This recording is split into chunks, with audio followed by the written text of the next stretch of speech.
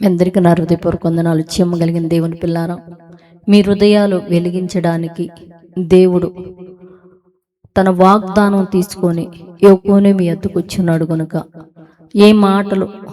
ఏ మాటని వాగ్దానం చేత దేవుడు మీ హృదయాలు వెలిగించాలనుకుంటున్నాడు, ఆ మాటను ఒక్కసారి మనం ధ్యానం చేసుకొని ఆ వాగ్దాన పూర్వకమైన వెలుగులో మనం నడుద్దాం. దేవుని పిల్లారు చూడగలిగితే తెస్సలోనికలకు రాసిన పత్రిక 2వ అధ్యాయం 13వ వచనంలో రాయబడ్డ మనం చూడగలిగితే, రక్షణ పొందుటకు దేవుడు ఆది నుండి మిమ్మల్ని ఏర్పరచుకొనెను. అంటే భూమి మీద ఉన్న మనందరం కూడా అంట దేవుని పిల్లారా, రక్షణ పొందాలనేది దేవుని కోరిక అంట.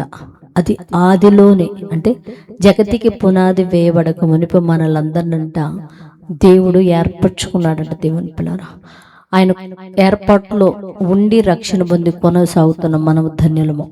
ఇంకా అనేక మంది ఆయన మాట వినక రక్షణ పొందక ఎదురు నిలబడిన వారందరి కోసం ప్రార్థన చేద్దాం.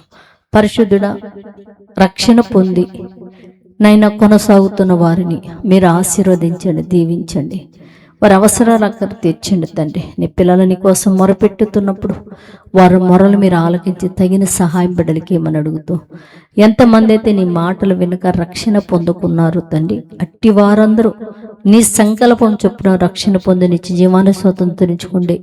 ఆ మహాభాగ్యం భూమి మీద ఉన్న నీ పిల్లలందరికీ మీరు అనుగ్రహించి సహాయం చేయమని మా రక్షకుడు నీ కుమారుడనే పరిశుద్ధ నామములో ప్రార్థన అడుగుతున్నాము తండ్రి, ఆమేన్. అందరికీ నా హృదయపూర్వక వందనములు.